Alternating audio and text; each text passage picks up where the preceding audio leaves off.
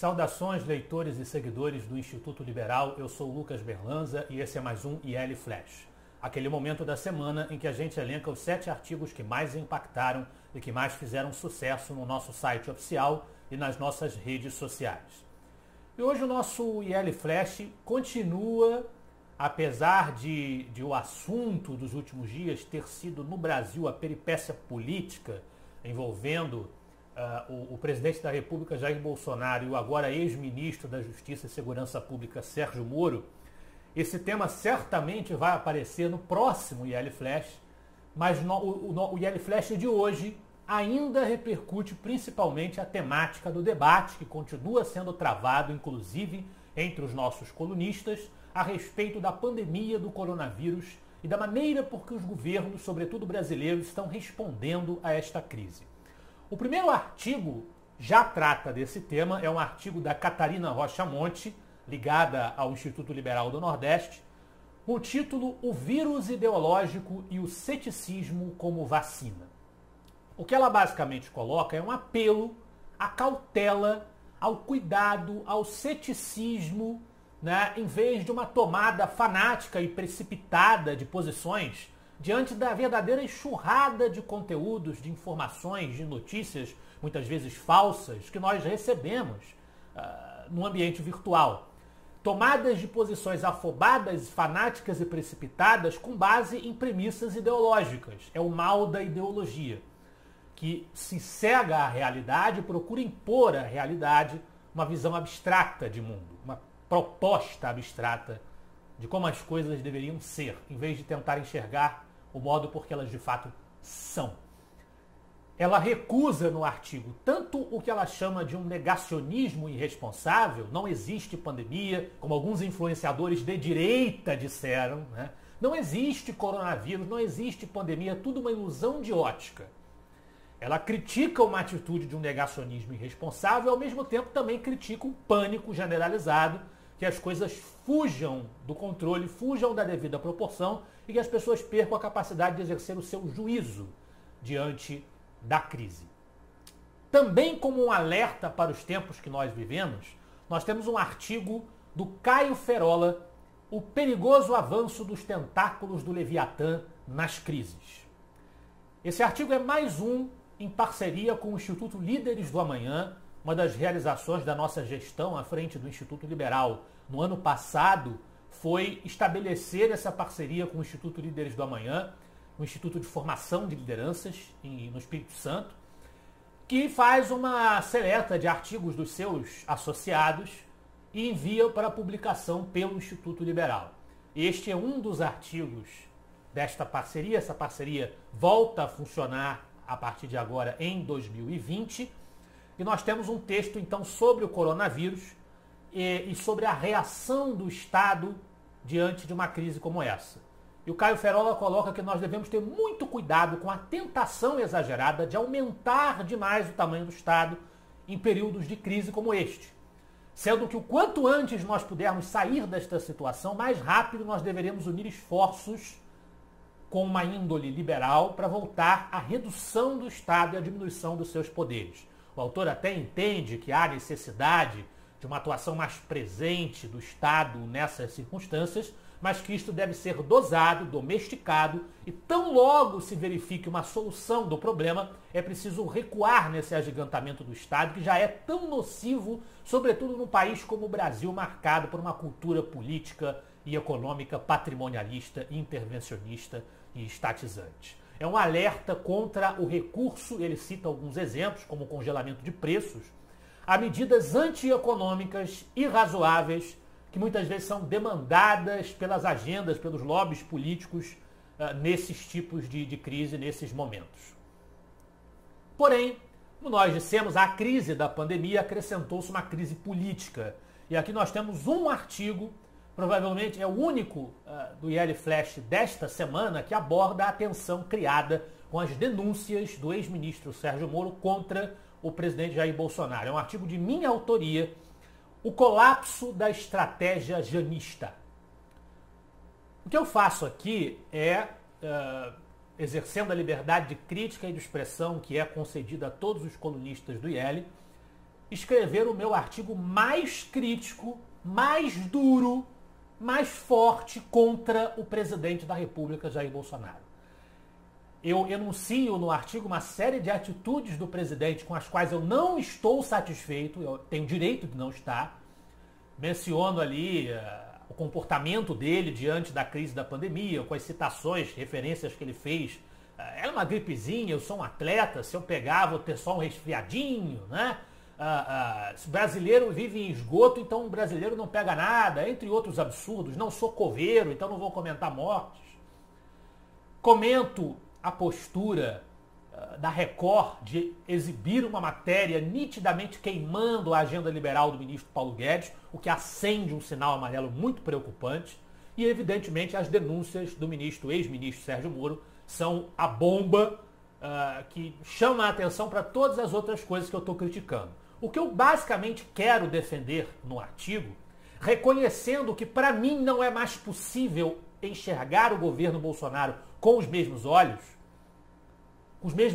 de esperança, de expectativa positiva, não consigo fazer isso mais, não consigo. Mas o recado mais importante é o seguinte, eu comparo a eleição de Bolsonaro, que era um candidato que veio de fora da direita liberal conservadora, ele não tinha nenhuma formação liberal conservadora, e foi apoiado pela direita liberal conservadora porque era um líder popular ou populista, capaz de se comunicar com o público e que tinha viabilidade eleitoral. A direita, incapaz de produzir um candidato da sua própria lavra, ela fez a opção por se acoplar a Bolsonaro, tentar através dele levar a sua agenda para o Planalto, o que eu considero uma estratégia imposta pelas circunstâncias e uma estratégia aceitável, que eu apoiei, defendi o voto nele. E eu comparo essa circunstância histórica com a eleição de Jânio Quadros, em 1960, que também não era um líder liberal conservador, não vinha das fileiras da UDN, o partido que na época, com a figura de Carlos Lacerda, sobre quem redigiu um livro, era mais vinculado às teses liberais e conservadoras. No entanto, a direita apoiou Jânio Quadros, os liberais apoiaram Jânio Quadros para tentar levar ao Planalto a sua agenda através dele, porque era um líder populista de um tipo diferente do varguismo, que ia ganhar a eleição de qualquer maneira. Aquela estratégia que eu chamo de estratégia janista não funcionou em 1960. Todo mundo sabe o que aconteceu, Jânio Quadros renunciou e mergulhou o país no inferno de João Goulart.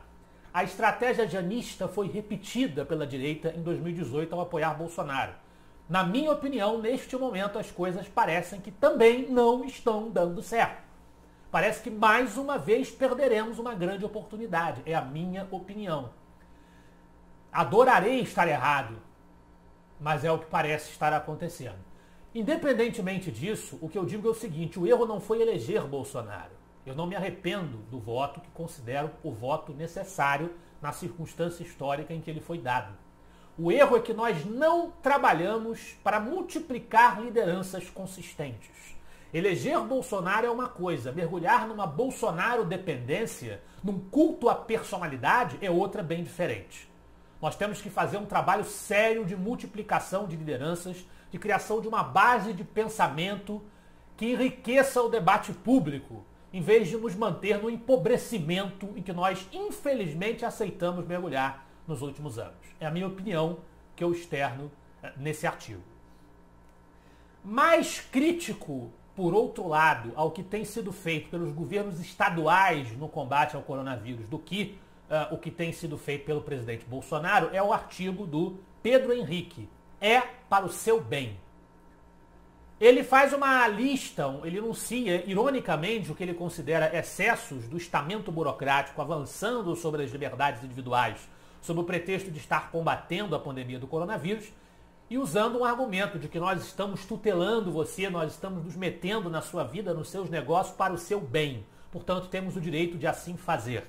É uma crítica que o Pedro Henrique faz à maneira restritiva com que os governos estaduais estão lidando, têm lidado, desde o estopim da crise com o problema da pandemia. Outro autor que também é crítico dos governos estaduais e crítico das quarentenas e dos isolamentos é o professor Alex Pipkin, que traz o seu artigo Cadê a Lógica da Realidade?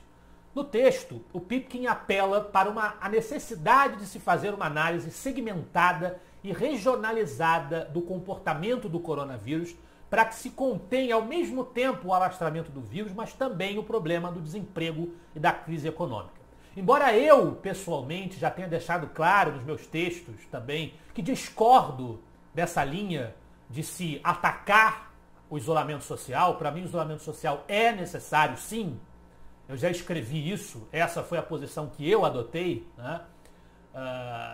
Eu concordo com o Pipkin na necessidade de se regionalizar as medidas, de se estudar o comportamento do coronavírus por região e tratar de relaxar o isolamento relativamente ao comportamento que ele estiver apresentando, que a pandemia estiver apresentando por cidade, por estado, por região. Eu acho bastante razoável e sensato que isto seja proposto, que isso precisa entrar no planejamento das nossas autoridades. Há também o artigo do João César de Mello, A Única Coisa que Peço, Parem de Mentir. Esse artigo, que ficou em segundo lugar, é um artigo em que o João César de Mello basicamente repete as suas críticas já apresentadas em outros artigos ao que ele chama de quarentenismo, que seria a defesa de uma política de isolamento social mais restritiva. Ele diz que os estudos do Imperial College fracassaram, né? Critica aí os cientistas que defendem e defenderam as políticas de isolamento e renova as suas críticas a governadores estaduais e ao ex-ministro Mandetta. É uma nova apresentação de argumentos que já foram apresentados na verdade. No meio disso tudo, nós fechamos na liderança com uma dura crítica ao presidente do Senado, né? Não é o tema que muita gente esperaria ver na liderança do IL Flash, mas temos um artigo do Carlos Júnior para criticar Davi Alcolumbre. A demagogia de Davi Alcolumbre. O que ele coloca como crítica ao Davi Alcolumbre? Que no meio disso tudo, Davi Alcolumbre criticou o uso do fundo eleitoral no combate ao coronavírus. Quer dizer, usar o dinheiro dos impostos, usar a verba pública para apoiar as pessoas num momento de crise como esse, para proteger as pessoas e combater os efeitos da pandemia do coronavírus, não pode, né? O valor do fundo gira em torno de 2 bilhões e quase chegou aos 3,7 bilhões, como aponta o Carlos Júnior no texto, se não fosse a pressão do governo Bolsonaro e da sua base de apoio por reduzir o valor deste fundo. Para Alcolumbre, destinar o dinheiro do povo a uma pandemia que atinge o próprio povo é demagogia. E usar este fundo junto com políticos carreiristas, né, dos vários partidos que empesteiam o parlamento brasileiro, essa multiplicação de siglas que Roberto Campos chamava de multipartidarismo caótico da nova república, isso seria defender a democracia. E o Carlos Júnior basicamente mostra a hipocrisia, a contradição, o paradoxo no pensamento de Alcolumbre e como isso afeta os próprios princípios liberais democráticos. Esse foi o nosso IL Flash de hoje. Eu espero que vocês gostem dos artigos e do debate que está sendo travado. Semana que vem estaremos de volta. Afinal de contas, para nós, você é a parte mais importante da sociedade. Até a próxima.